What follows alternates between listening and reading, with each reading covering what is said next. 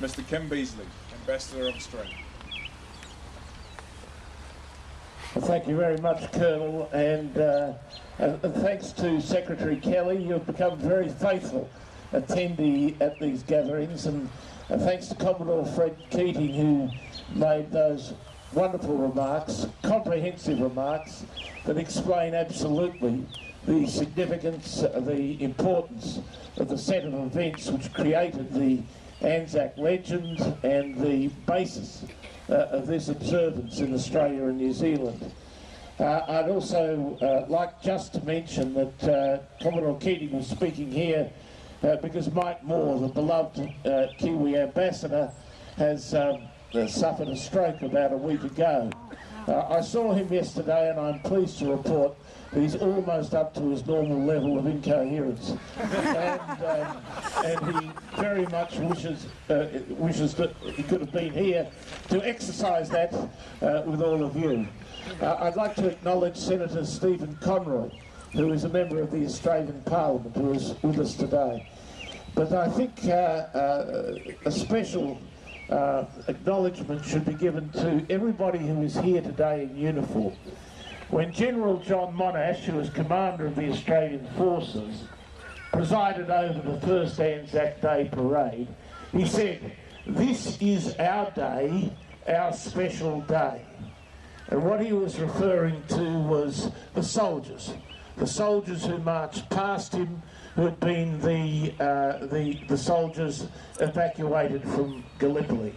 And it has been, in Australia and New Zealand, in the first instance, the Day of the Veterans and the Day of the Serving Personnel, which has itself moved on to the sentiment of the communities at large, but it never loses its origin. I should also thank all of you. This is an extraordinary gathering. This is my 7th, and it's about the 5th at which I've been some sort of presiding individual as the ambassador. I have never seen a gathering as large as this. And I do thank you so much for coming out today to honour your friends and allies, those who are Americans, to honour our personnel if you happen to be Australians and New Zealanders. It doesn't surprise me that you are here in such numbers, because I just received a report last night that at the dawn service in Canberra there were 120,000 people out of a population of 360,000. which is an extraordinary attendance. I wanted to acknowledge in particular the service personnel who are here today from allied and friendly nations. We have representatives, I do believe, from Britain, from France, the United States, of course, from Turkey, above all Turkey. There's been an enormous generosity of spirit over the years in Turkey that sees them prepared to see each year this set of events occur on their ground.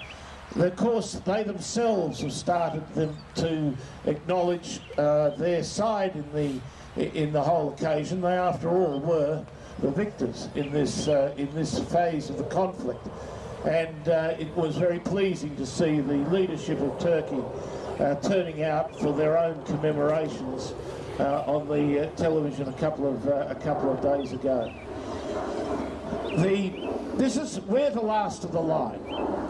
We here in the United States. The last ANZAC Day service will be held at Punch Bowl in Hawaii. We are kicking off, if you like, the last phase of these ANZAC commemorations, and it's a nice thing for people like myself to be able to have the advantage of seeing how the day has gone in other parts of the globe. And it's nice also to be able to communicate during the day with friends back in Australia, saying that we are not the only people, we are not alone in acknowledging this. It's an extraordinary thing too, that as we commemorate ANZAC, there is ANZAC anew. Australians and New Zealanders are together working with our Iraqi friends now at Taji Base. in Iraq. And the intense collaboration that began in Gallipoli still continues. Of course, ANZAC Day is not just about Gallipoli. ANZAC Day has come to commemorate the sacrifice, the service of Australian and New Zealand service personnel in a multiplicity of conflicts over the years. Whenever there's a fight on, we tend to find ourselves in there together, if not together, at least in the same zone. It's an extraordinary record down the years of a collaboration in sacrifice. This year there was, because it is the 100th, it's a service, a ceremony, an event which has got some notice outside the Australian and New Zealand community. And I was interested to see the other day a commentary by Professor Hugh Strawn, who's probably in the English language the best historian at the moment of the First World War. And he queried, why do the Australians and the New Zealanders do this? If they wanted to look to events in the First World War, they could see very easily a set of battles or contributions to battles that were vastly more successful, vastly more impactful than the events in Gallipoli, where in many ways the most effective of the military manoeuvres that were entailed in that battle was the leaving of the peninsula when the leadership decided there was no point in continuing the struggle. And it does bear some reflection. Why? I think the answer is this, that the correspondence that flowed from the soldiers in the field to their families at home, the communities at home, the reports from the battlefield, which identified distinct aspects of an Australian and New Zealand personality, were created as folk wrote home from Gallipoli. It's extraordinary to imagine the trauma that must have passed through a community of 4.5 million in the case of Australia, about 1 million in the case of New Zealand, to have lost 8,000 men dead, or 2,700 men dead. And when you contemplate that, and no experience, no equivalent of it, enormously impactful on the minds of the folk. Of course, they got to get used to that because the death toll of the First World War dramatically increased from that point. But what they were saying about themselves, they had no idea really who they were. What we used to do, we Kiwis and Aussies, we used to describe ourselves, this is the expression, independent Britons of the Southern Sun. That's how we talked about ourselves, independent Britons of the Southern Sun. We became Australians and New Zealanders as we saw and looked at the distinct aspects of the character of the men who participated in those battles. Resourcefulness, courage, support for one's mates, skill, a whole range of attributes that were seen as defining, different, ways in which we were a different people from others. Of course, it was very gender specific, that. There were very masculine virtues which were put in place in terms of the way in which the Australians saw and sought to define themselves. All that changed over the next 100 years, particularly in World War II, which was when, in Australia at least, women were conscripted, civilly conscripted.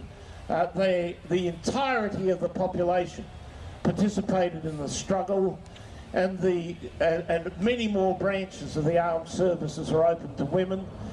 These days, in Australia, the expression mate is not gender specific, and the legend of the character that were formed or identified through those struggles is not gender specific either.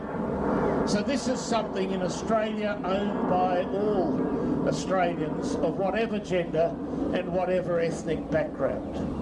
So this is it is a truly nationally defining day for us. Now, the services at Gallipoli were particularly, or Chanakle, as the Turks do call it, were it's particularly important today. And I just want to conclude by quoting the words of the Chief of the Australian Defence Forces at the dawn service in Gallipoli a day, or now almost a day ago. He said, "This is where the ANZAC legend was born at great cost. Here the reality of war was revealed.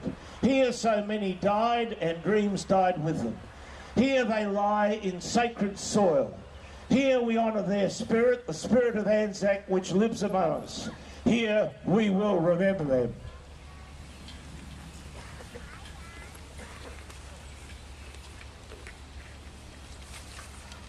Ataturk's tribute to the Anzac soldiers.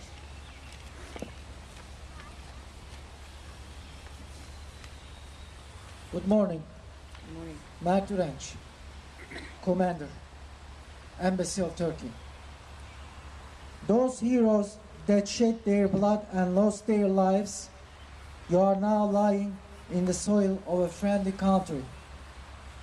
Therefore, rest in peace. There is no difference between the Johnnies and the Mehmets.